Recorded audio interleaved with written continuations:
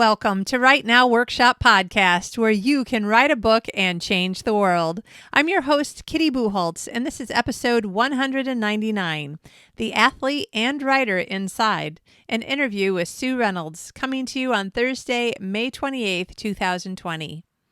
How are you, people? I hope that you're enjoying some good weather. We finally have some fantastic spring weather here in Malmö, Sweden, which is funny because when I lived in Phoenix, Arizona, we would have already been into triple digits. I have no idea if you guys have had triple digits yet in Arizona, but it would not surprise me if you have. I have to say, I'm enjoying 60 degrees more than I ever did 100 degrees. Though my husband, John, is like, oh, I hope we have a really nice hot summer so we can go to the beach and do all sorts of summery things. And I'm like, yeah, I'd be okay with like 75 degrees. What is that? Man, I think 24 or 25 Celsius is like my perfect top temperature. I'm like, if it never got any warmer than this, I'd be so happy. But I don't get to control the weather. So instead, I will try to control my writing. And I have to say that this whole sprint thing I've been doing with my friend, it has been netting me thousands of words. And considering how many mornings I wake up thinking, I don't have time for this today. I'll just do one sprint. And sometimes I'll do one and be like, okay, I'm going to have to work a little bit later today in order to finish the other things I have to do, but I definitely want to do a second sprint. And my friend Claire and I, we've been getting a lot of words in. I finished the first draft of my book, Encouragement for Writers. Woohoo! Totally excited. And now I have to work on the edits, which actually I like edits too. So I'm okay with that. And I finished the first chapter of Love at the Clip and Curl, which will be book 2 coming after Love at the Fluff and Fold, if you've read that one. So, I have to say, sprints, they're a good thing. Find somebody that you can set a stopwatch with and write for 30 minutes or 20 minutes or 10 minutes or an hour. And you don't have to compete, though I have to say. There is something about a little bit of healthy competition that,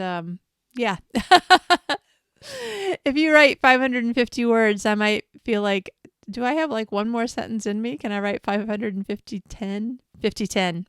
Okay, it's a little late in Sweden, which I forget because it's light out a lot. So it's almost 9 o'clock at night, which normally would be my bedtime because I wake up pretty early to exercise and work and whatnot. But it's just so hard to remember that it's time to go to bed. So it's actually quite late for me. Anyway, I wanted to let you know that I have finally decided 100% for sure. The first annual Write Now Workshop Writers Conference is postponed for a year. Yeah, I, of course, really wanted to do it live and in person because those kinds of events are just so full of energy and excitement and fabulous for networking and obviously, traveling to someplace beautiful and new, that's always fun too. And I had a lot of plans for how I could give you guys kind of a tourist package as well. But yeah, thanks COVID-19, nobody's doing a lot of traveling right now. So I actually spent a couple of weeks looking into doing a virtual event for you. But the way that I looked at it was, there are so many virtual events now, big events that are normally live and have been going on for years and years, that are now looking to find a way to pivot and do it virtually for this year at least. And I'm thinking, okay, now you have actually, instead of fewer options, you have more options than ever. For instance, if wherever you live, you couldn't really afford to fly to New York City and stay in a hotel in New York City at those prices and go to Thriller Fest, well, this year you kind of can go to Thriller Fest.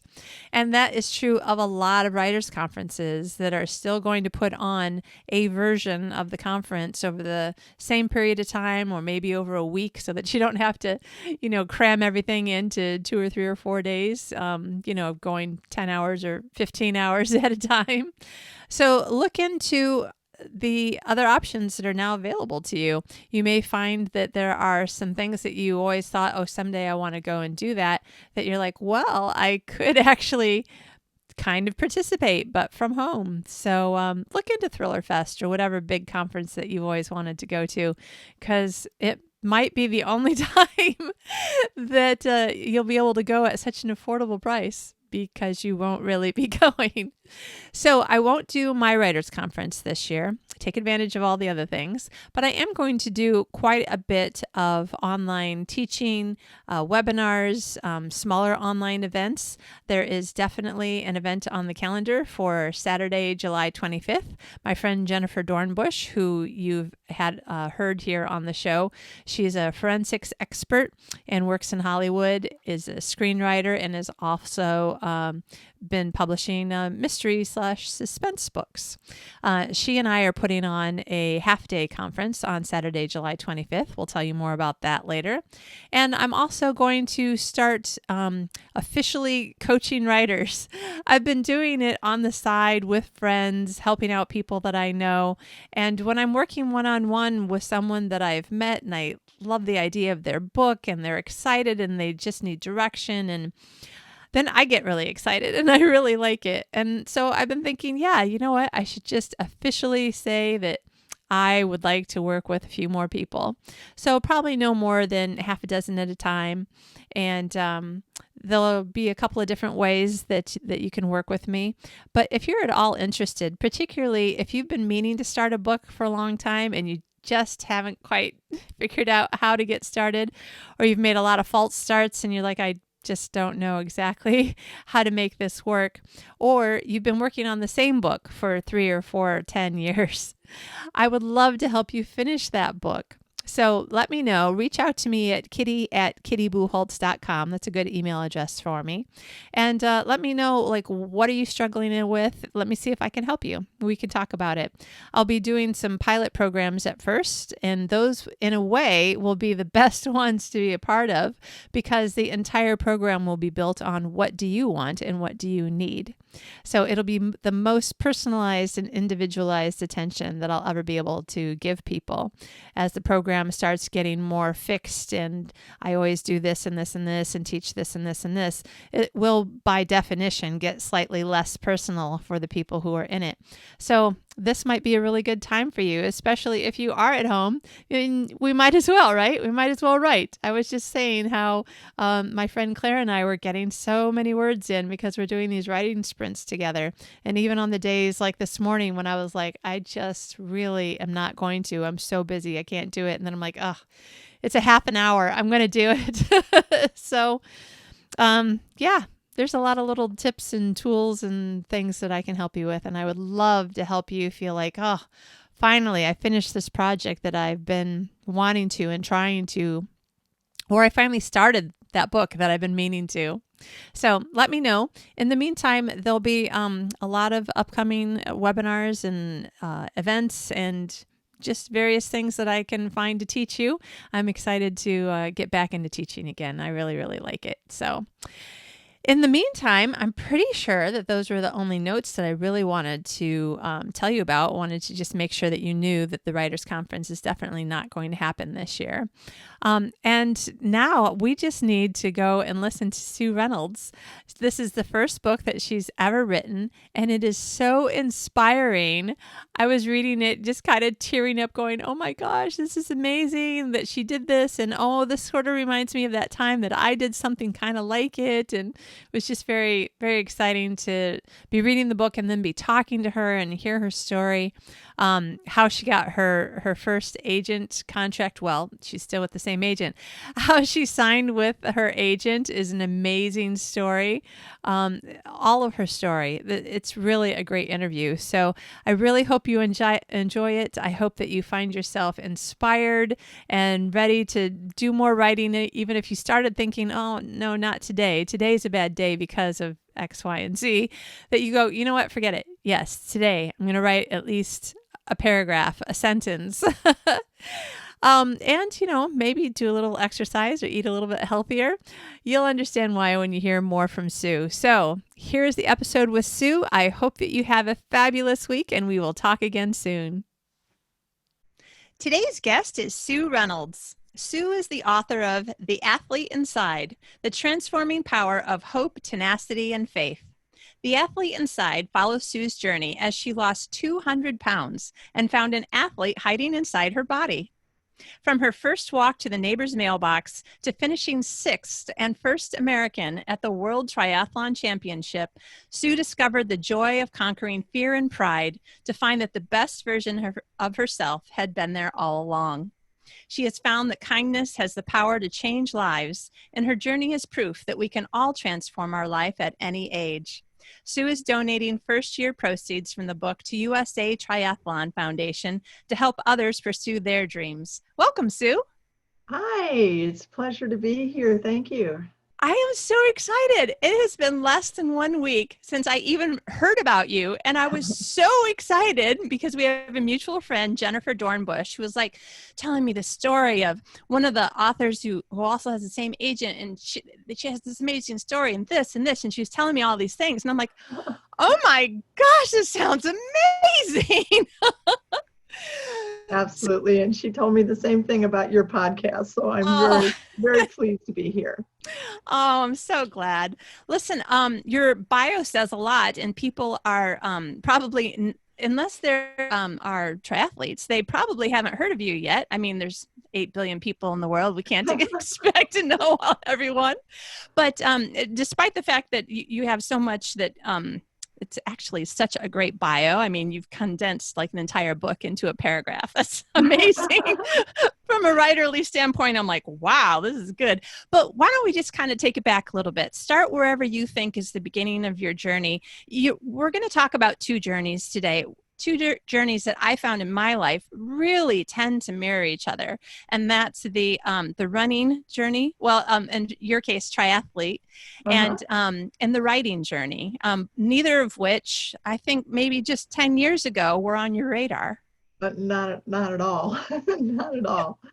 So I think going back to the beginning, I gained a lot of weight as an adult.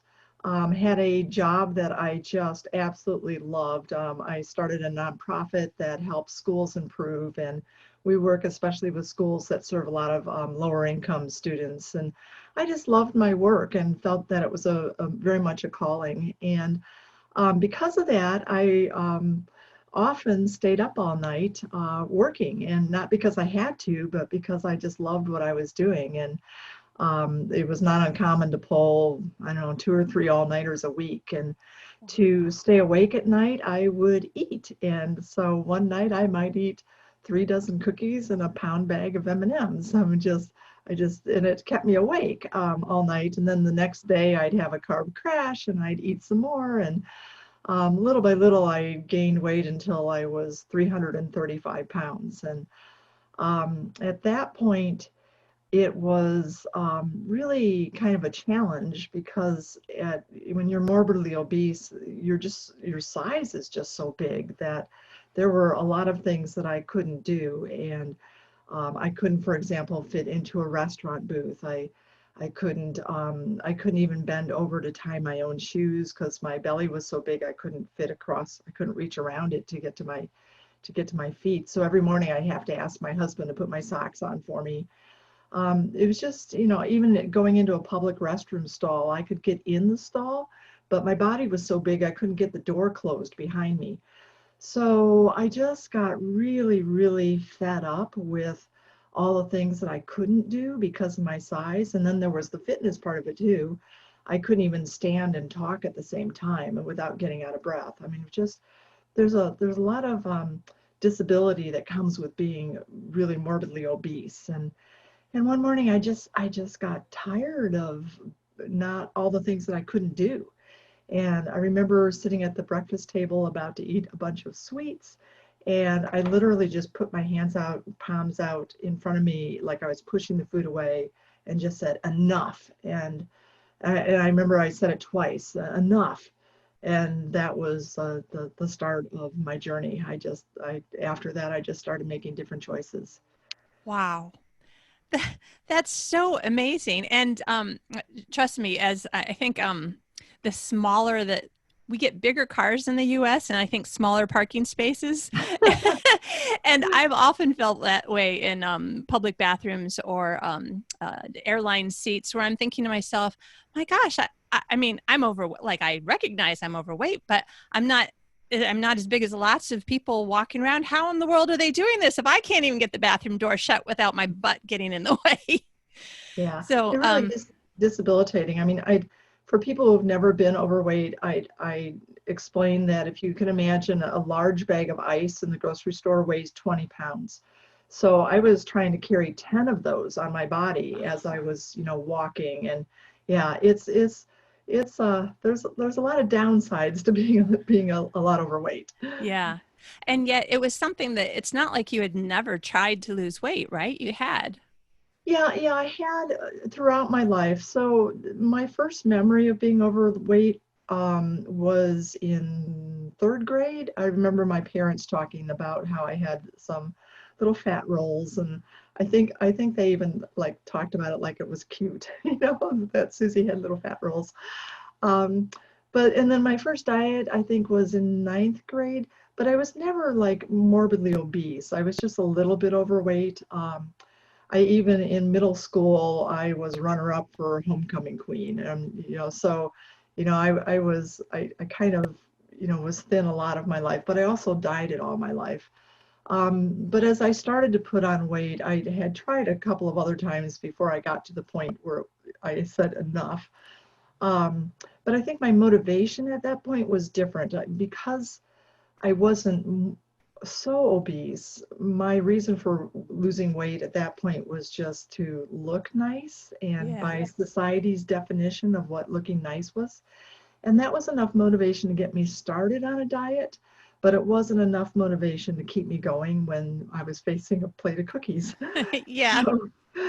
So I had a lot of failed diets before I got to the point where I just said enough.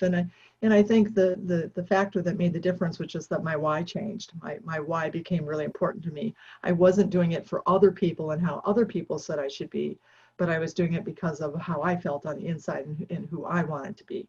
Yeah. Yeah. So, as a writer who's been writing for almost 25 years, which every time I hit some sort of really cool number, I'm like, how am I old enough to have that kind of a number in my life? Yeah, we just celebrated our 30th wedding anniversary, and I'm like, okay, I know I'm older than 35. I don't think that I feel it. But for the last 25 years plus, I have been, that's the one great thing about going to a writer's conference or going to a place where there's a lot of people that you feel like, oh, these are my people. These people, like we have so much in common. If it wasn't that I had started going to writers' conferences, I would have just thought I am the worst person in the world because for some reason, there's something in my brain that would make me say, well, in order for me to sit here and write for 3 or 4 hours, yeah, I need something to crunch. I just need something to crunch on. It'll help my brain. Yeah. And I don't know why it does seem to help. Like how much of that is my brain, how much of it's my body, stuff like that. I would try to do gum and I'm like, but peanut M&Ms work so much better. So I know a lot of writers struggle with this idea of, of eating to keep going, sitting at a desk, doing whatever it is your work is. Do you have, just out of curiosity, this wasn't one of the questions I was planning on asking you, but like, do you have any ideas for how you were able to change the way that you thought and change your, to change your actions? But I imagine it had to start inside your head. How did you help yourself to be like, I'm going to do something else to stay awake in order to do my work? Yeah, I think it was just to the point where things got so miserable because there was so much that I couldn't do. And Yeah. it was just a very natural process for me that just the why changed. And, until I got to the point where there had been a longer period of time where I couldn't put my shoes on, or until I was so obese that I had to start asking for a seatbelt extender in the airplanes, and feeling bad because the person next to me was so inconvenienced because I was like sitting half in that person's seat and half in my seat. Yeah, I think it just, it just got to the point where it was enough. And Yeah. Yeah. So it's interesting that I've been hearing this a lot lately in the last, say, year or two or three, which sometimes is because people are talking about something more. And sometimes, you start noticing something more because it's resonating in you in some way. Mm-hmm. So as a writer and speaking to other writers who are listening to the podcast, why is a huge part of writing fiction. Like, why does my character feel this way? Why are they thinking about doing this? And it helps us with plotting and character development and that sort of thing. But I have to say, that's another kind of parallel between writing and life that I'm always looking at. I'm like, okay, well, if I can change how my characters behave, then I must be able to change how I behave. And I think why is a huge part of it. So Yeah. can you tell us a little bit more about your why and how it changed, and maybe how it's either still changing or like you found like this great groove now? Well, I think that whys change all of your life as you learn more about yourself, as you learn more about the world, and I think your rationale for being and what you want to do with your life changes as you go through life. It's just natural. So I think for myself, I would be disappointed if my why didn't continue to evolve. As I learn more about myself. I think that's part of being human, and it's certainly part of what inspires me to be, to go through life. So yeah, my why definitely has changed. I mean, at first it was just, my first why was to tie my shoes. And that was my focus. I focused on, I visualized shoes every day and how I wanted to be able to put them on myself, Yeah. So that was the first why. And then my why changed again. That really kept me going. And when I discovered triathlon, I quickly figured out that running would be a whole lot easier if I weren't overweight. So I kept thinking every 5 pounds I lose, it's going to make it easier to run. And then as I started to be more competitive in triathlon, it became, every 5 pounds I lose, I'm going to be faster in the run. So yeah, it just kind of evolves, and yeah, so whys change over time. Yeah, yeah. And I think that it's a real encouragement to people listening that maybe if you're frustrated with some part of your life, whether it's writing or health or some other part, maybe just stop for a minute, give yourself, block 15 minutes out of your calendar and just ask yourself, for whatever the thing is that's frustrating you, ask yourself, well, why are you doing it, or why are you not doing it? And see if you can find out what your why is. Maybe what you'll discover is that the reason you aren't doing something, or the reason that you're unhappy with the situation, you'll be like, oh my gosh, that just pisses me off now. Now I am motivated to make a change, because I have found that in my life. Yeah, yeah.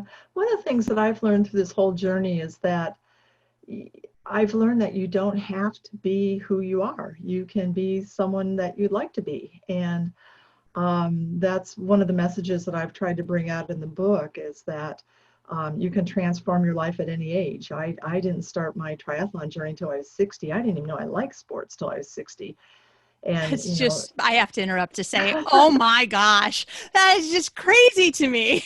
yeah. Well, and, there's probably a lot of women who are like me, because when we were in school, it was when there weren't sports for girls. And I can remember for PE, they would take all the boys to the gym to play basketball, but they didn't believe that girls could or should play basketball. So we didn't have that opportunity. We went to the home ec room and square danced for PE, so I think there's probably a lot of women who are in their 60s who have athletes hiding inside of them like I did, and just don't know it because they never had that opportunity.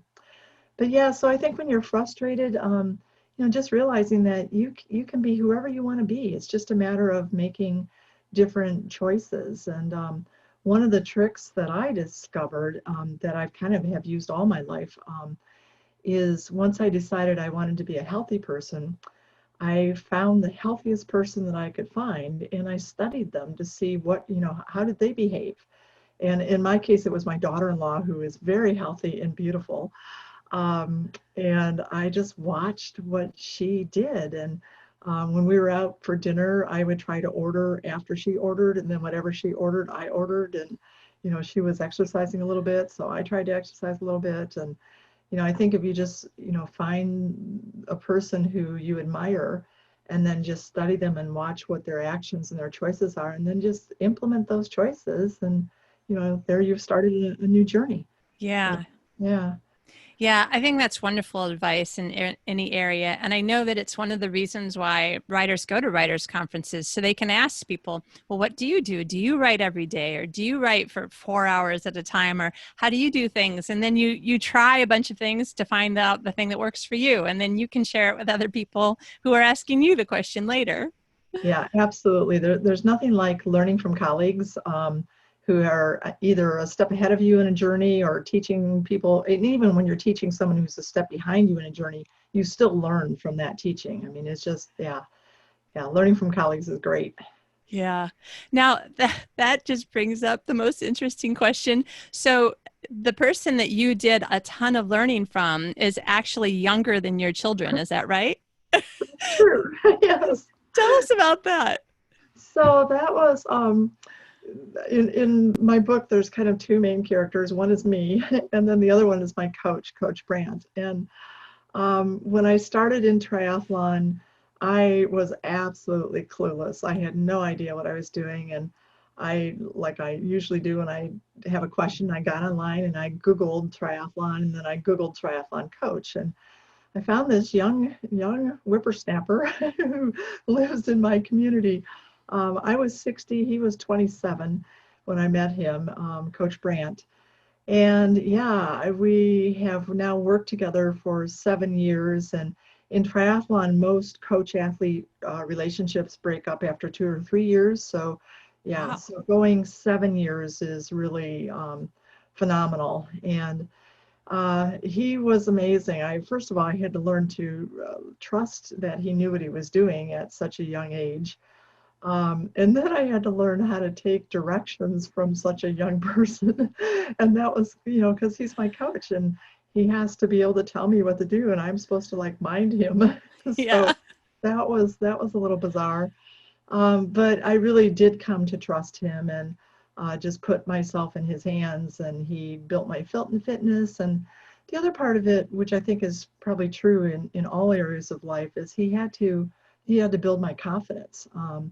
Especially as I started progressing very quickly in triathlon.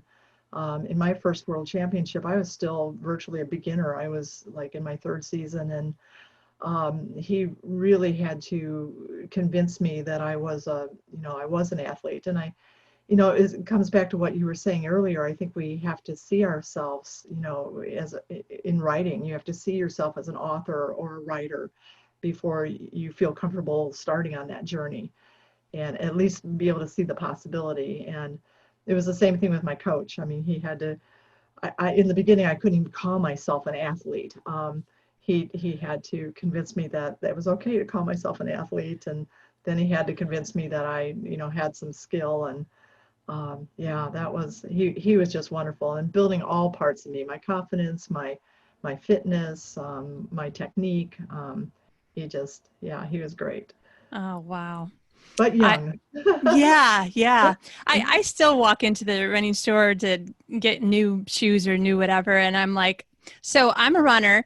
And then I kind of do that hand motion on my body. I know I don't look it, but I am. And I need blah, blah, blah.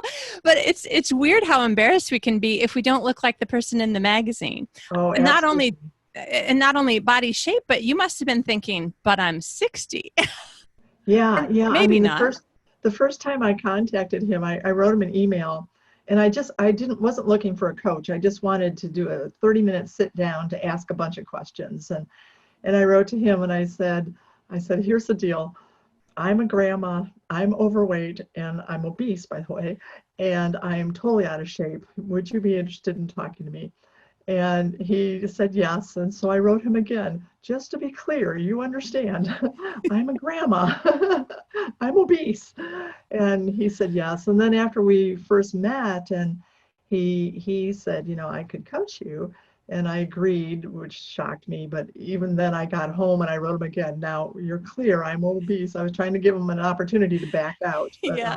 but he didn't. And so it's been fun. Yeah. One of the fellows that I go to church with, he's 31, I'm 52. He's ex-Army. I was in the Marines for 87 days, not even 90 days. Oh. I don't think exercise is fun. I don't know why. I think running is fun, but anything that's not running or anything that isn't considered a normal recreational activity, I'm like, okay, negative push-ups are horrible. I hate them. I only do them because you said this is the third exercise you have to do. But sometimes I'm doing my exercises and we have a relationship worked out, particularly during COVID-19, where it's basically we're using an app and connecting to each other that way. And so I'll just be like in my head wanting to say, my gosh, how do I convince this 31-year-old ex-Army physical trainer? I'm 52. I'm overweight and out of shape. I can't do this. And then I think, oh, I'll just do as much as I can. And then I write, I could only do 3 sets. And the last set only had 8 instead of 12, but it was the best I could do. And he writes back in all capital, woohoo, go, look what you did. And I'm like, well, all right. If you think that was okay, then I'll try again. Every time I feel like giving up, it's like this big cheerleading squad. I'm like, how do we get this in the writing community? We need someone to be the cheerleader in all the phases of our lives that are important to us, but have difficult moments. Yeah, absolutely. I think having those cheerleaders is important, and also having an accountability system. When I first started walking at 335 pounds, the farthest that I could go is to the neighbor's driveway, and which is like 50 yards away. But when I got home, I text my sons, I walked today, first time, and they were woohoo. And the next day I said, I walked to the second neighbor's driveway.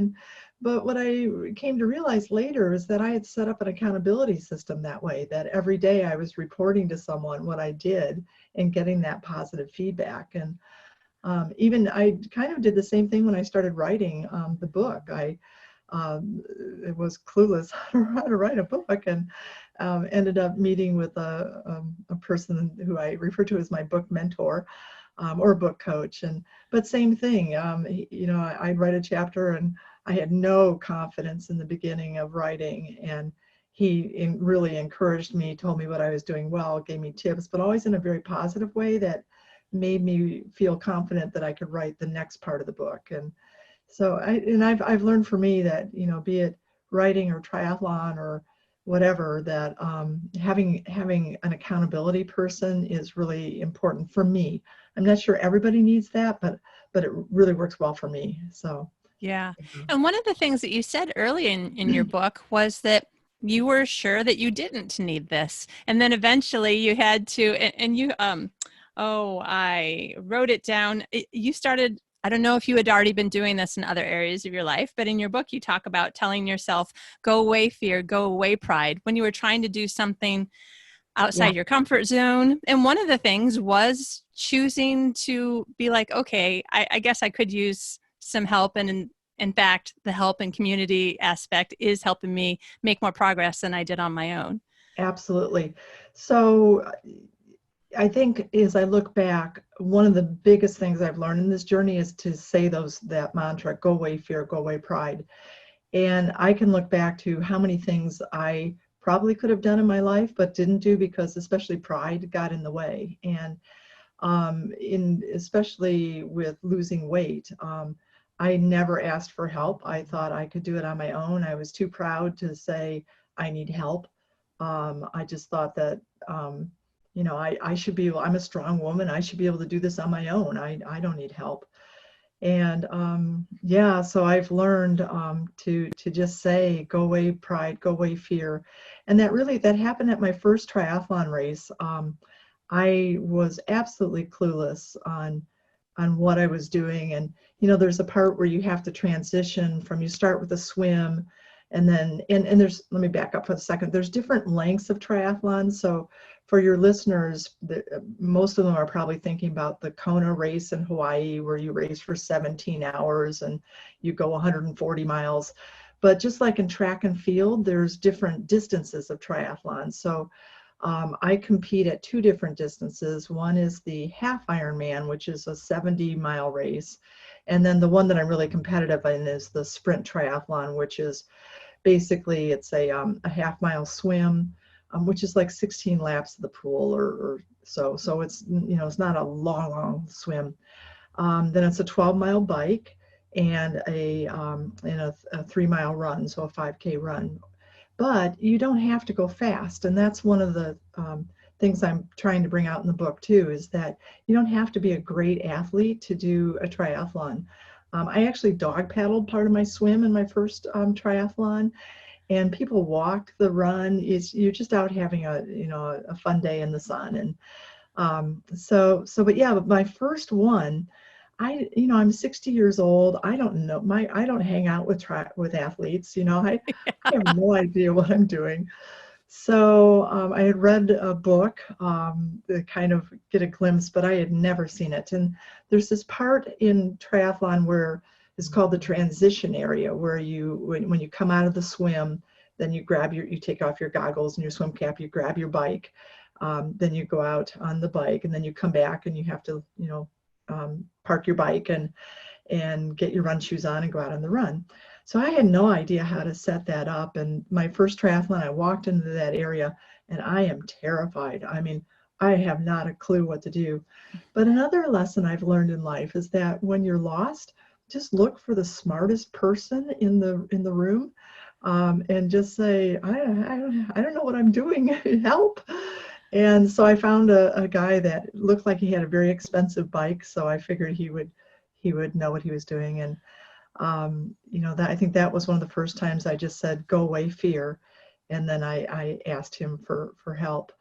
And then later, I mean, I'm still I'm 300 pounds, and I have to be in public in my bathing suit with all my jiggly parts jiggling, and I mean, you had to run from the start to the water's edge, and I'm thinking I'm going to run and all my body is going to be bouncing up and down. And, at that point, I remember thinking, and I've done this actually physically several times. I, remember thinking, holding my hands in front of me, palms up. And this time I said, okay, in one hand is your pride, and in the other hand is your wanting to complete this race. Which is more important? And at that point, I learned to say, go away, pride, and just take that step forward. So with that in mind, I took off my cover up and stood there in my bathing suit in all my glory for everybody to see my body, my obese body, and walked into the water and took off. But if I hadn't said, go away, pride, I never would have taken off the cover up that I had on. So yeah, those were big lessons for me. Yeah, I'm just still thinking about all the implications there, in your whole life, to weigh things and ask you which one of these is more important. And so often, and it's terrible. I actually am just really embarrassed. I feel like I'm a 52-year-old woman of faith. I've had a set of life principles that I feel like have been building me, making me a better person over the years. And I still choose pride and fear so many times without even realizing it, which means that it was really easy for me. And I think, it's taking so long to learn these lessons. I think we're all like that. And, every day there's places where fear and pride can get in the way. And it takes courage to get past those, and it's not always easy. And sometimes we make choices that aren't the ones that we wish we had made, but and that's another lesson I've learned through all this, is that when I make a bad choice that's not going to take me forward, that's not a dead end. It's just, I just need to circle back and start again. And that's one thing too with losing weight. So many times I'd mess up and eat something I wasn't supposed to eat, and then I'd have to tell myself, okay, just reset. That became kind of another mantra for me too, is just anytime I messed up, just reset. Don't beat yourself up. Everybody may have slips, just reset and let's go forward again. So yeah, that's important. And I opened the book actually with a failure. I thought about starting the book where everything was going well, but I opened the book with the first 66 pounds that I lost, and then I gained them all back. So, because I wanted to tell that story, that it's okay to make a mistake or to head off in a wrong direction. And then if you find that that wasn't the way to go, don't give up, just figure out plan B and go in a different direction. So, but if that vision, if that you have is really, really, really important to you, you have to some way or another keep moving towards that vision. It's not going to be a straight line, but you just have to keep correcting and correcting until you get to the point where you want to be. So Yeah. and I don't think any of us ever actually get to the point where we want to be. It's just a constant journey. Yeah. Which, from a fiction writer's perspective, I'm like, yeah, that's what it is, though. I mean, our characters only get to the end of the story because it's the end of that piece of the journey. That's the only reason why we put the end on that book. Yeah. And as you're mentioning characters, I'm going to go back to what you were saying about my coach being so young. I think the intergenerational relationships are just so sweet. This was the first time I've ever had a nice relationship with someone who was not in my generation, and that is such a lovely thing. My coach, who is so young, has his zaniness and his youthful ideals, and he's young, and then, but being older, what I have to bring to the table is some life experience and hopefully some wisdom. And I think that intergenerational relationship is just delightful. And so as you talk about characters, I'm thinking, oh yeah, let's put intergenerational characters in books. Yeah. So. Definitely, because I think that we forget when we spend so much of our time, with people who are part of our group, whether it's our family group or our friends group or our church group or our work group. And then we sort of forget about that we do have other relationships outside of this, and that we should maybe consider peppering our books with other relationships like that. Yeah. Oh, there's so many things that I want to talk to you about. And of course, I really want to just take over the show and go, okay, let's talk about how can I become better at the things that I do based on your experience. But listeners, I haven't forgotten that you're listening. So let's talk a little bit about writing. Interestingly, you've had 2 start from zero amazing journeys. So tell us a little bit about who first put the idea in your head, or was it you that maybe I should write this down? Why did you go to a writer's conference, and what happened? Yeah. So there were several things that happened that helped me. It's like you're saying, get the confidence to begin being a writer. And one was that when I would go to triathlons and tell people I had lost a lot of weight, folks would, say, "Oh, you should write a book." And I thought, okay, right. But then a reporter from a newspaper, a sports editor, asked if he could interview me, and I'm thinking, I told him no, I didn't think so, because I'm thinking, who would be interested in reading about me? I mean, that was just crazy to me. But he explained that he thought there'd be a lot of interest in my story. And he said the article wouldn't be about me, it would be about my story, and that I would have the opportunity to have a platform because of the interest in my weight loss and all that. And he invited me to start thinking about, what would your messages be in your platform? So that kind of got me interested. And then the clincher was, I was at another race in Omaha, and a TV station asked if they could do a little segment on me. And that ended up being a 30-second video that somebody put up on Facebook about my journey, and it went viral. It had 300,000 views and hundreds of shares, and that really hit home that there was interest and that I could use my story as a platform for sharing messages. So I thought about, a lot about the messages that I wanted to share. And, we talked about one of them already, which was that you can transform your life at any age, and you can be the person that you want to be. And then the other message was just about the power of kindness.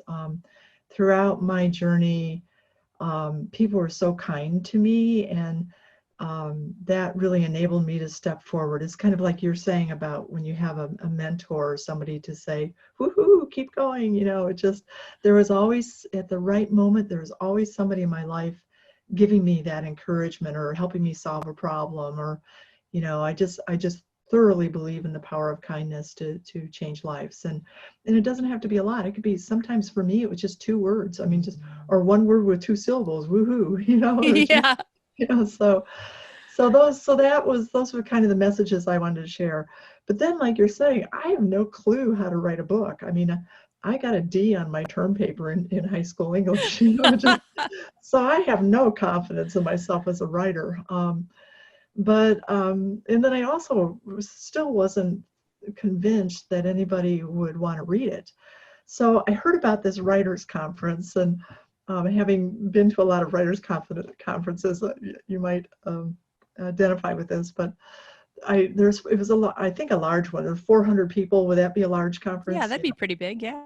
So there are 400 people, and I walk in, and every single person has a manuscript except me. And the deal was, and I don't know if this is typical, but you went to the conference and there were sessions, and then you could have a 10-minute meeting with an agent. So I went to the conference just for that 10-minute meeting. I just wanted to ask a real agent, do you think it'd be worth my time to even write this book? So we go to the conference, and the first session was on how to write the first sentence of a book. And I thought, oh my gosh, they're spending an entire hour talking about writing 1 sentence. And I know I'm in over my head. I mean, I thought, there is no way I'm writing a book. So one at a time, people are going off to meet with their agent. And, when everybody came back into the large session, they would shake their head no, they didn't get an offer. And one woman was really excited because she was asked to submit 3 chapters, and everybody around her was like, "Ooh, that's so wonderful." And then it's my turn, and I have no idea how to make a pitch. I mean, I know nothing about writing. So I whispered to my neighbor sitting next to me, what did you say when you went in there? And she told me, and so I'm madly, trying to think about what I'm going to say. I wrote a few notes on an envelope. I mean, I was so not ready for this. So I go in and I meet with this agent, and I felt really bad because I didn't have a manuscript like everybody else did. And so I just said to her, I said, I'm a little different probably than everybody else here. I said, I don't have a manuscript, but I'd just like to ask you a question. And I could see she was puzzled, but she said, okay. So we sat down, and I said, I'm thinking about writing a book. I just would like to know if you think it's worth my time. It would be a book about, and then I gave her my 30-second outline of the book. And then I said, so do you think anybody would like to read a book like this? And she paused, and then she looked at me and she said, yes, I think maybe people would like to read this book. And then there's this long pause. And then she said, and I'd like to offer you a contract right now. And I'm thinking, what? And I was so shocked. I mean, I was hoping that maybe my wildest dream is she'd say yes, and 10 years from now, please come back, and I you can send me your manuscript. Yeah. But now all of a sudden she's saying she wants to give me a contract, and I thought I had heard her wrong. I just couldn't believe it. So I repeated to her, you want to offer me a contract right now? And she said yes. And then I said, what does that mean, you want to offer me a contract right now? And she said, it means I want to offer you a contract right now. And I still couldn't believe it. So on my little envelope that I had, I wrote down the words so she would see me writing them down. And I wrote down, so you want to offer me a contract right now? And I looked at her and she said, yes, that's true. I was just, and I've never been speechless in my entire life, but all I could do is sit there with my mouth hanging open, my hands over my mouth, and I just looked at her. I couldn't believe it. So yeah, I came out, but then I'm feeling really bad because I don't even I go back in the room, and I'm the one who doesn't even have a manuscript, and I'm the one that gets a contract. So it was just crazy. I remember going into the restroom, and I'm standing in the restroom talking to all the women at the sinks, and I finally just couldn't stand it anymore. I just started jumping up and down. It was just crazy. But then I had a problem because I had a contract but no book and no clue how to write a book. Right. That is a little bit of a problem. But I'm sure that there must have been a part of your brain that was like, I have done harder things than this. I can figure this out. That's exactly right. And even when I was talking to her, I did ask her, I said, because I'm thinking, I said, what if I can't write? And she said, well, find a ghostwriter, you'll be fine. So, but I remember thinking, okay, I couldn't do triathlon either. And I figured that out. And that gave me the confidence to say, okay, if you can figure out how to do a triathlon, you can figure out how to write a book. So yeah, that was how it Wow. started. It's crazy. Now, some people who are listening won't have actually won't have yet had the courage to start yet. Or maybe they've started and haven't finished the first book yet. Or maybe they have 20 or 30 books out, but they're never done a memoir. So, and essentially your book would be, is it considered a memoir? It's not really Yeah, self-help. I would consider it a memoir, yes. Yeah. So, so for people who are listening, who are like, I've been kicking around the idea of writing, some really interesting bits of my story, but, and then there's like all of the excuses. So give us some thoughts on like, how did you go from blinking cursor on the white computer screen or blank piece of paper to just telling yourself, just write something down or whatever how did you begin? Yeah, so I began with a lot of false starts. It took me a year to really get going. And thankfully, my agent was very patient. So I just started writing, and I think that as I look back, I'm learning so much. And again, I'm such a newbie, so jump in here to explain how this maybe should work. But my guess is that everybody has their own kind of style for how they get started. And Mm-hmm. my style, I've discovered, as I look back in work projects as well, where I've written for work, um, I just start writing and I just get all the ideas down. I don't have an outline when I begin. I just start writing. And then after I've written, then I can develop the outline, because then I can kind of see how pieces fall together. And then I rewrite and follow the outline so that one part will lead to another. But in this case, I think the first step was just getting the confidence that this was something people would want to read. Yeah. And then the second step was I just started writing, but nothing gelled. I'd write in this direction, then I'd write in that direction. I actually bought a book called Memoir Writing for Dummies, and that actually was pretty helpful, to just Nice. kind of give me some thoughts about how to get started. But I didn't go anywhere for a year.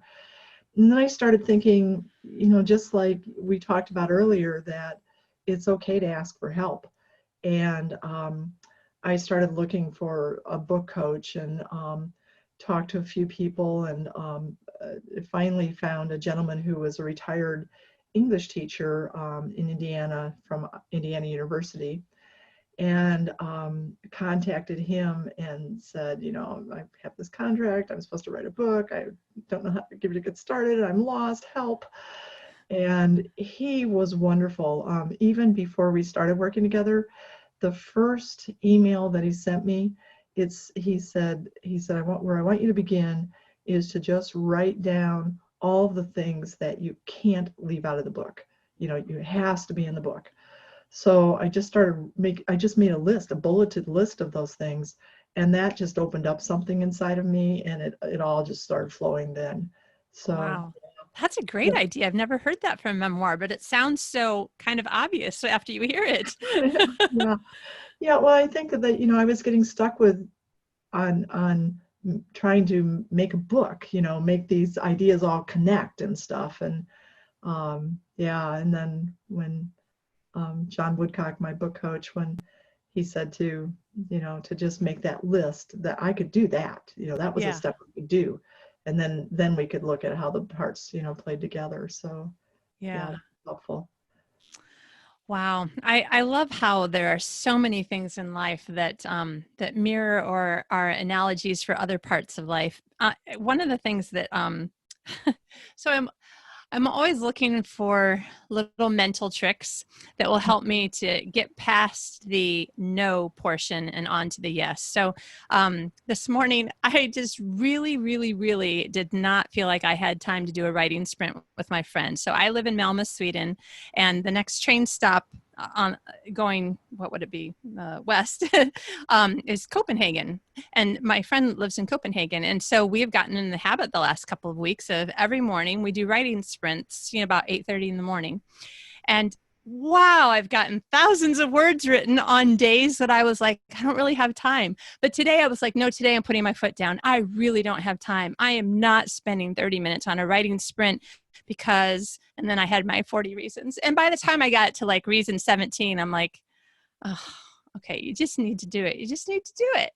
And there are all these little like mental tricks. It's like, if I can just do this part, or if I see something, I'll be running and thinking, I cannot run a minute longer. I'm going to walk, or I'm going to stop and turn around or whatever. And then I just see crowds that I've seen I always think for other people at marathons and half marathons, where everybody's cheering and clapping and they're so excited. And I just like imagine on this empty dirt road that there's this crowd down at that tree telling me, you can do it. Come on, Kitty, run to the tree. Yeah. And for some reason it works. It helps. And I get some of these little tricks where I'm like, okay, you know what? Just pretend you're running and you just have to run to the tree, do one writing sprint, and I'm always finding something that is motivating or inspiring to just get me past the no onto just moving. Yeah. Do you have things like that? Yeah, absolutely. And I think you talked about writing sprints in one of your other podcasts that I listened to, and do I remember right that you had a partner that you were doing the writing sprints with?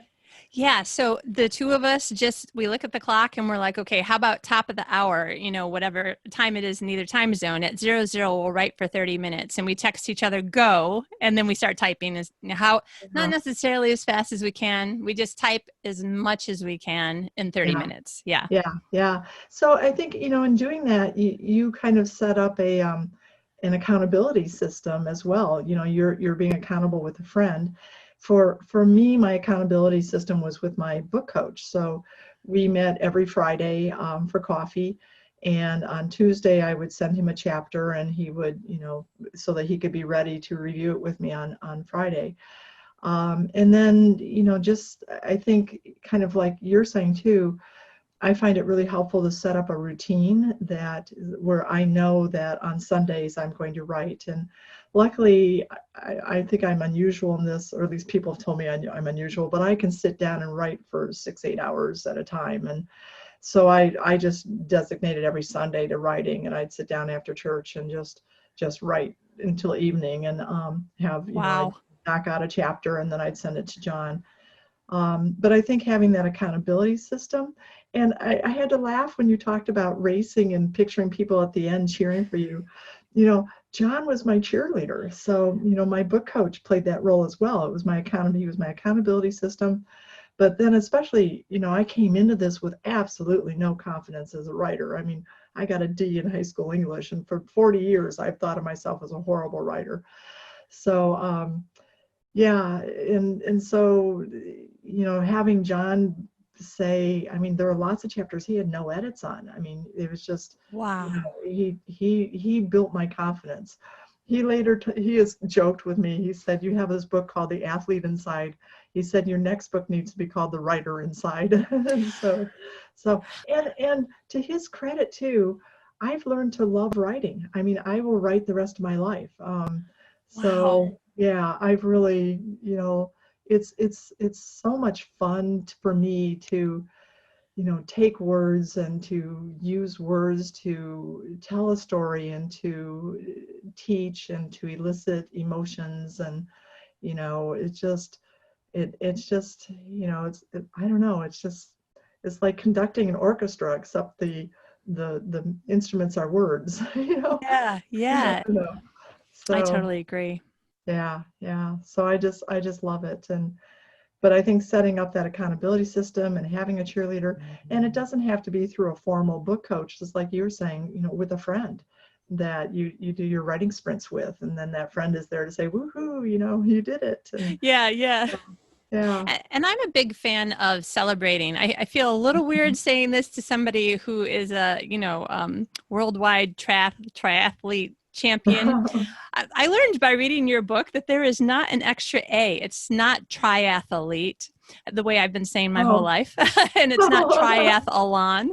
Yeah, so I'm like, oh, okay, I learned something new. But I just finished the first draft of my book, Encouragement for Writers, 2 days ago. And I was like, yay! And I'm really big into encouragement in my writing classes and stuff. Sorry, encouragement and celebration, celebrating the things. Because I think that it does a lot inside your brain to help your brain know, oh, this was something that you really wanted. Well, great. I'll help you do more of it then. Yeah. So I'm really big into celebrating. And what I did was I went to the store and bought a pint of Ben and Jerry's vegan peanut butter cookie. And I'm like, okay, I'm only going to have a few spoonfuls today, but I'm celebrating with ice cream. Yeah, that's wonderful. Celebration, I think, is really important. And the other thing is, and I think this would apply to writing too, I have learned that there's a difference between outcome goals and process goals. And the outcome is like the finished product. So for me, the outcome was making Team USA and qualifying for Worlds. But in writing, the outcome was to finish the book, that to have a book. And so, but then there's the process goals. So the process goals are the little things that you do every day that if you do them well, will result in the outcome. So, in terms of in triathlon and running, the process goals are things like, do this workout every day and do it with integrity and do what your coach tells you to do, even when you don't want to. And, to get lots of sleep and to eat properly and, all those things you do every day. But in the writing world, if the outcome goal is to have the finished manuscript, the process goals might be to do that sprint writing, activity, every so often that you have planned, or to write a chapter every week, or whatever. So, and then the celebration comes, for me, I believe the celebration comes with the process goals, that when you do that sprint writing, you say, woohoo, I did it. Or, when you finish that first chapter, yeah, I nailed that first chapter, and then to just keep being disciplined about making those process goals happen.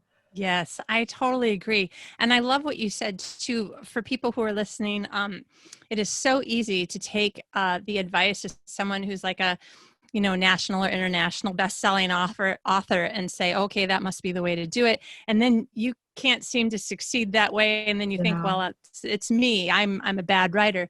I love that you said that you decided that what worked for you was to take one day and that was your writing day. And you get all of the writing done for the week on that day. Yeah.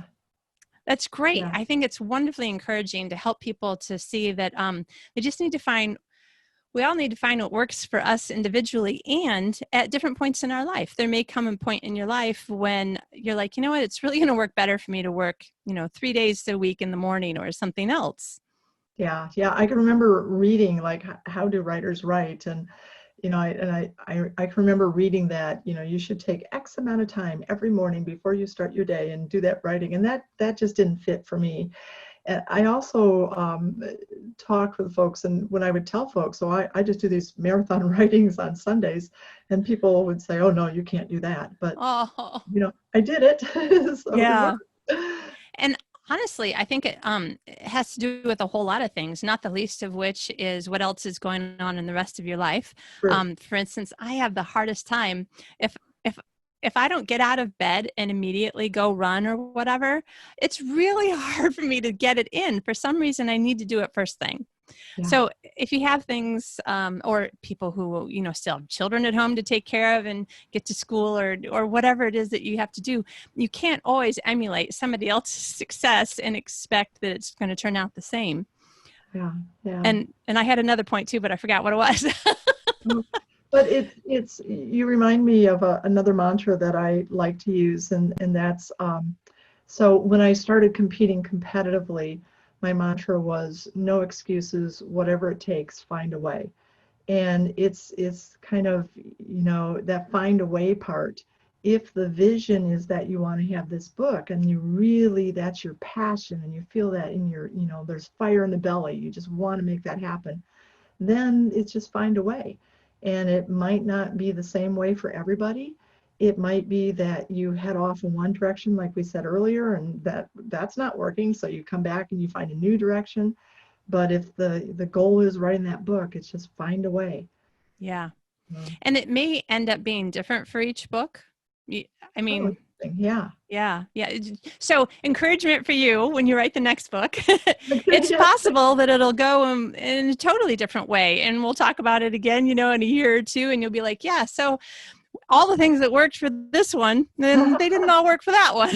Interesting. Okay, I will remember that. Yeah. So don't feel bad if it seems to be going off in a wonky direction. Honestly, that was one of the things I loved about your book. When you talked about, I probably won't get the details right, but because there's so many times when I was reading it going, oh, I've been there, I've been there, I've been there. And one of the things when you were doing really well and you had a vacation and you're like, instead of having a 1-day break in the diet that you would have every week, I'll just have this 1 week vacation break. But it took you a month to get back.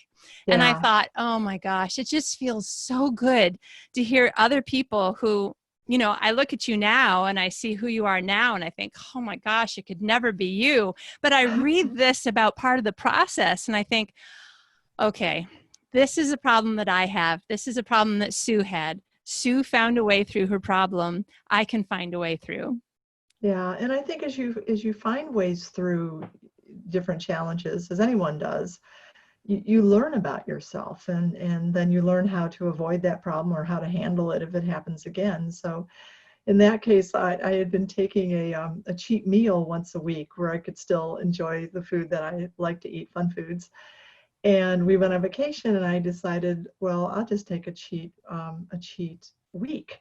And when I got back, I had developed a new habit of eating. And so it was really hard. And my cheat week turned into a cheat month before I finally said, okay, restart. This is not working, restart. But what I learned is that if for me personally, if I go off track for 3 days, it's really hard to get back on. But if I go off track for 1 day, it's just, okay, restart, and then it's a lot easier. So I'm always really cautious now that if I do have a slide and I'm starting to eat, when I get close to that 3-day mark, I'm thinking, okay, it's going to be a whole lot harder if you go past this point. Yeah. So then I, can take that step back then. So, yeah. Sue, I have a question for you that you might be able to help a lot of people that I know. So writers, particularly ones who are, full-time writers, we sit at our desk way too much. Some people have gotten so that they have like a treadmill near their desk or something like that, which is great. But I have a lot of friends who have had hip or knee replacement surgeries, partially because of getting extremely overweight and their body just not being able to hold it up and things grinding down. Obviously, that's not the only reason that you get hip or knee replacements, but it's definitely something that I've seen. And I look at people, ahead of me on the path or ahead of me in age, and I ask myself, what do I want to do that they're doing? What do I want to not do that they're doing? So the fact that we're doing an awful lot of sitting, plus recently, gosh, I can't even think of how long it's been now, 3 months, more than 3 months, that a lot of people have been confined either entirely to their homes or mostly to their homes. And, jokingly, people have been talking about how they've been learning to cook and bake in ways that they never had before. Not Exactly. jokingly, we've been talking about how much weight we've been gaining. Yeah. So just wondering, do you have any little tip that you can think of that might help? Because the problem is now for 3 months, I've been eating whatever my husband makes, and he's a really good cook. And I've been at home. So I have this extra time where I'm not commuting or doing other things with my time that I'm like, hey, I haven't baked in a long time. And I have made some pretty fantastic sea salt peanut butter cookies, chocolate peanut butter cheesecake. I've made some really good things. Yeah. And there's only 2 people in our house. So, but I've been thinking to myself, okay, you know what? That was fun, but this is not sustainable. And honestly, I have no idea really what to do. So do you have any ideas on how to, things that you've done that can get you past that? Okay, I've just been really overeating for too long. I need to do something different. Yeah, there are a lot of what I call little tricks that I learned along the way. And you're right, sitting all day is not a good thing. Now in my work and in my writing, when I'm at the computer a long time, I try religiously to get up and walk around the house every hour. When you're sitting, it really, your hip flexors get really short. And so especially if you, for running, that can be a real issue because then you can't open up your stride. So, and sitting over years and over hours is just not a good thing. So my coach wants me to actually work at my computer standing up so that I'm not shortening that hip flexor, but that's not something I like to do. So I just make sure I get up and walk around the house every hour just to make sure my hip flexors aren't just getting totally short. So that's important. But then in terms of starting on dieting, oh my gosh, all kinds of little tricks. I think the biggest one, when people hear that I've lost 200 pounds, they often say, "Oh, you must have a lot of willpower," and I don't. I don't have any willpower, but I don't. But if there were a plate of cookies in front of me right now, I'd be eating them. But what I learned, one lesson that I learned was just to manage my environment. And so we don't have a lot of fun, what I call fun foods, cookies and candies in the house. That's just, I just manage the environment like that. And when we go grocery shopping, I don't buy like a month's worth of foods, because if I have a month worth of fun food, I'll like eat it all. So anytime fun food comes in the house, it's in a portions that I won't like go hog wild and just eat it all. And then there's some fun foods like cereal that I would eat the entire box that I've asked my husband to hide. So the cereal in my house is hidden. I don't know where it is. The peanut butter is hidden. I don't know where it is. So, so Brian, my husband, will, get those out when he wants to eat them, but I can't get into them because I don't know where they are. And he's a really good hider. I've looked for them at times, but I can't find it. So That's awesome. Thank you, yeah, Brian. yeah, exactly. So yeah, so that's been, and just little things like if we do, when we weren't social distancing, if people would come over to the house and I'd serve dinner, and we'd have desserts and foods that I would, after they left, just eat them all. I always tried to send all the leftover food home with people, and so just really managing my environment so the temptations isn't there. And then one other little trick that I've learned, that I think is fun, is I've tried to make my healthy food be like my unhealthy food. So for when I'm eating apples, I slice them into paper thin little pieces and I pretend that they're potato chips. And because part of eating is just the process of eating, and rather than putting chips or popcorn in my mouth, all smothered with butter all the time, I just eat little thin slices of apples like they're potato chips, and they're on my plate like I would put potato chips on my plate. So that, and yogurt. It's amazing what you can make yogurt into. So I start out with plain yogurt, and I put sweetener in it, so I'm not using sugar.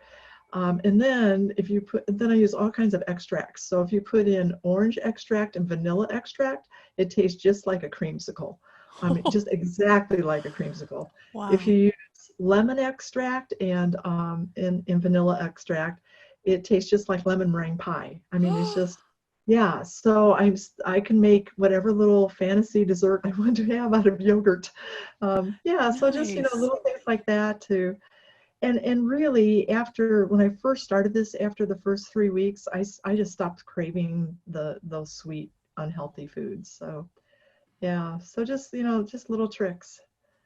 I have to say, this is so encouraging, because the things that you're saying having to do with food, something that I'm struggling with, are so similar to advice, different kinds of advice that I give to writers when they're struggling to sit down and get any words written in a day or a week. Because it's not about thinking, how am I going to write this 250-page book, or how am I going to write, 42 chapters of this novel?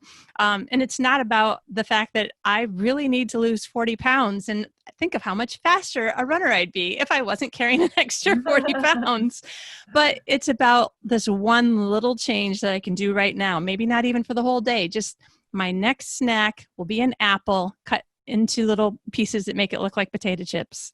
Like, that's one little thing I can do right now and have success with right now. And then just try to build more successes in. Yeah, it's just like we were saying before, those little process goals, just writing that little bit, sitting down, maybe even if you don't even write, but just sitting there, inviting the writing to happen is a success. Yeah. So I actually have heard, I can't think of who, and I want to say I've heard it from two different people, that at some point, I don't know if it was when a book was difficult or it was earlier in their career, they told themselves that they had to sit in front of their computer with the document open. They didn't have to type, but they could not do anything else. Nothing on their phone, nothing on Facebook, nothing else. They couldn't click open to another program. They couldn't check their email. They couldn't do anything except for either they would watch that blinking cursor or they would type something so it would stop blinking. I love that, because it's kind of like managing your environment again. I had to get the food out of my environment, and they had to get all those other distractions out of their environment. Yes. This has been so great. Sue, I just love talking to you. I would totally talk to you for hours. Both of us have other things we need to do, but wow, this has been fantastic. And as I often say to the people who are exercising while they listen, I'm very sorry once again for the 50th time that we've talked too long. You really probably should stop running on the treadmill right now. It's probably been an hour. But Sue, let us know, where can people find you and your book and anything else that you're doing? Yeah, so my website is SueReynolds.net. So Sue Reynolds, Reynolds, just like Reynolds Wrap Aluminum Foil, SueReynolds.net. And there's links there to all of my social media contacts. And I love connecting with people on social media. I've actually developed some really good friends that I've met on social media. So that's been a lot of fun. And then also in my website, there's a tip section for getting started with exercise and also getting started with losing weight. And then I just launched a new section that would be appropriate for writers as much as it would be for people that are wanting to go on a fitness journey. It's called Start the Journey. And in my work, I teach people about the process of change. So what I've done there is just created a series of text boxes to talk about, what is your vision and what's your goal and the first steps and what are you going to celebrate. And so that's available for anybody to just go and work through those steps to think about beginning whatever journey they want to begin, writing a book, losing weight, climbing a career ladder, whatever. So yeah, SueReynolds.net. Nice. I am totally going over to that section and checking it out. I really, more than anything, I have this great opportunity. I'm signed up to run the Copenhagen Half Marathon in September, assuming that it runs. I think that there's a good chance that it'll run. And I'm excited because even though I've done other ones, by the time I run it, it'll be a little bit more than 2.5 years since the last one. So that's always a little nerve-wracking. But also it's flat, which means that I should be able to make a new personal best record. Yay! Yay! So I just want to, I want to be one of those people who, at the end of my life, like at one point, I got either first, second, or third because there were no more than 3 people in my age group in the half marathon. Been there. Yeah. I loved that story. And that, I just want to be healthy enough that I don't have to give up riding because I've done some terrible thing to my back or my neck or my shoulders or my hips, or like I want to be healthy enough to continue doing things that I think are important, because part of the, the tagline to my classes and to the podcast is write a book, change the world. And honestly, your book is one of the kinds of books that I think can very, very much change the world by changing individuals' lives. Thank you. Thank you. That was my purpose for writing the book.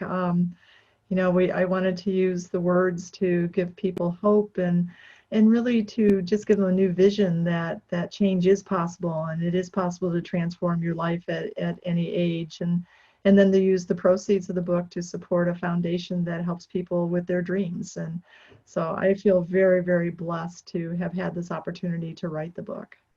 That's so wonderful. Wow. And thank you so much for taking the time to be on the show. We really appreciate you being here. Well, it's been a delight, and I wish you lots of luck with your half marathon. That distance is no joke. So kudos to you for doing another one, and I'll be cheering for you.